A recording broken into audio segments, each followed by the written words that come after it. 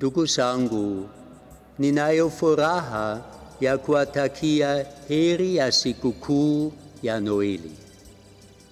Leo ninawaleteni ujumbe wa Noeli. Naitwa Abate Dionis wa Pasia ya Ndanda, Mtwara. Tusikilize kwanza habari njema ya kuzaliwa Bwana wetu Yesu Kristu kutoka Injili ilivyoandikwa na Luka, sura ya 2, mstari 15 hadi 20. Ikawa malaika walipoondoka kwenda zao mbinguni, wale wachungaji waliambiana, haya na twendeni mpaka Betlehemu, tukalione hilo lililofanyika, alilotujulisha Bwana. Wakaenda kwa haraka, wakamkuta Maria na Yosefu na yule mtoto mchanga amelala horini. Walipomwona, wakatoa habari walioambiwa juu ya huyo mtoto. Wote waliosikia wakistaajabu kwa hayo walioambiwa na wachungaji. Lakini Maria akayaweka maneno hayo yote, akayafikiri moyoni mwake. Wale wachungaji wakarudi huko wanamtukuza Mungu na kumsifu kwa mambo yote waliosikia na kuyaona kama walivyoambiwa. Ndugu zangu, toka Injili hii tuliyosikia, nilichagua neno hasa juu ya mama yetu Bikira Maria alivyopokea habari ya kuzaliwa mtoto Yesu kutoka kwa wachungaji. Akayaweka maneno hayo yote, akayawaza moyoni mwake. Tukisali fungu la Rosari, mtoto uliyemzaa nawe Bikira kama kwanza, tunapata msaada wa kuelewa zaidi fumbo hilo kubwa la kuzaliwa Bwana wetu Yesu Kristu. Tunatafakari fumbo hilo pamoja na mama wa Yesu aliye mama yetu. Nikisali fungu hilo mara kwa mara, mawazo yangu yanakwenda huko Betlehemu. Mwaka 1988 niliweza kutembelea nchi takatifu na kufika Betlehemu, mahali alipozaliwa Yesu. Nakumbuka tulivyoingia kanisa kubwa, tulifika mbele na kuelekea kushoto.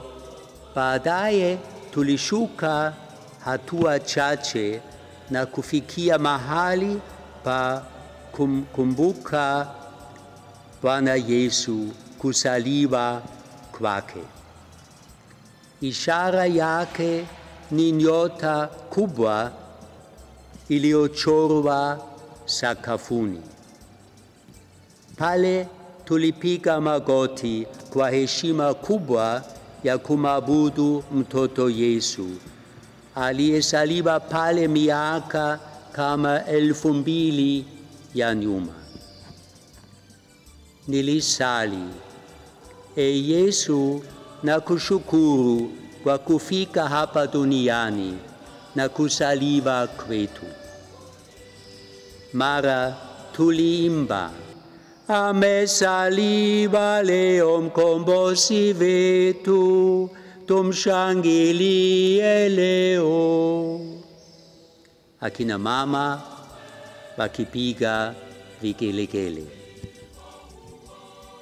Ndugu zangu, Betlehemu waka hu 2011 ni popote duniani, ni popote Tanzania, Dar es Salaam, au Mtwara, au Mbeya, au Moshi, popote tunataka kumabudu mtoto Yesu na kumshukuru kwa moyo wote. Ndugu zangu, siku fulani nilitembelea familia ya Kikristo. Baada ya kukaribishwa, mama wa nyumba aliniambia, "Baba, mtoto anataka kukusalimu." Mtoto alinikaribia, akainua mkono wa kulia, nikainama kichwa, akaniwekea mkono wake kichwani. Kwa kweli nimejisikia vizuri sana. Leo tumombe mtoto Yesu atuwekee mkono wake wa kulia, tujisikie kupendwa naye kweli. Tukiwa na mahangaiko, anatutuliza. Tukiuma, anatuponya. Mtoto Yesu ni mwana wa Mungu, aliacha umungu wake na kujiunga na utamaduni wetu. Alitaka kushiriki mahangaiko yetu. Hivyo ndugu zangu, kuzaliwa mtoto Yesu ni furaha yetu kubwa. Furaha hii tusishike peke yetu, tuwashirikishe wenzetu furaha ya Noeli, tukiwawekea mkono wa kulia kama watoto wanavyofanya. Tukifika nyumbani, tuwawekee walio nyumbani mkono wa kulia, hasa watoto na wazee na wagonjwa. Tukiwatembelea jirani zetu au hospitali, tuwawekee mkono wa kulia. Tuambie, huu ni mkono wa baraka wa mtoto Yesu. Huyu mtoto Yesu anakubariki.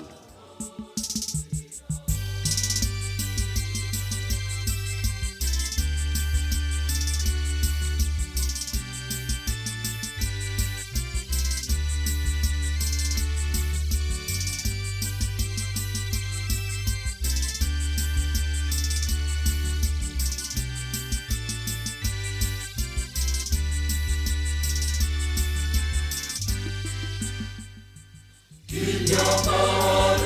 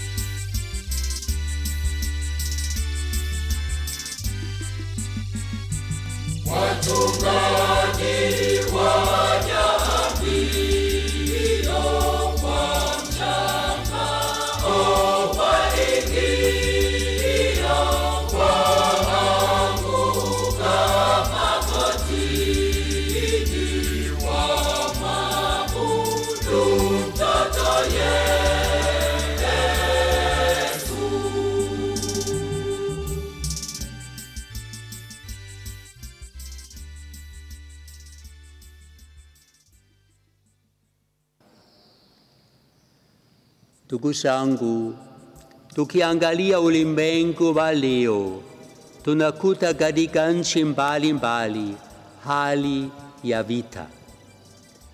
Watu wanauawa ovyo kwa bomu kama huko Iraki, Afghanistani na nchi nyingine.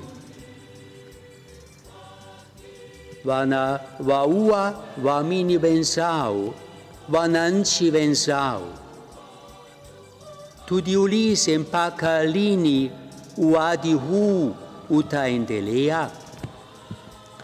Sisi viongozi wa dini hatuna nguvu ya kuambia waamini wenzetu, acheni kuua, acheni chuki, tuzike uadui kati yetu, tupatane na tusameheane.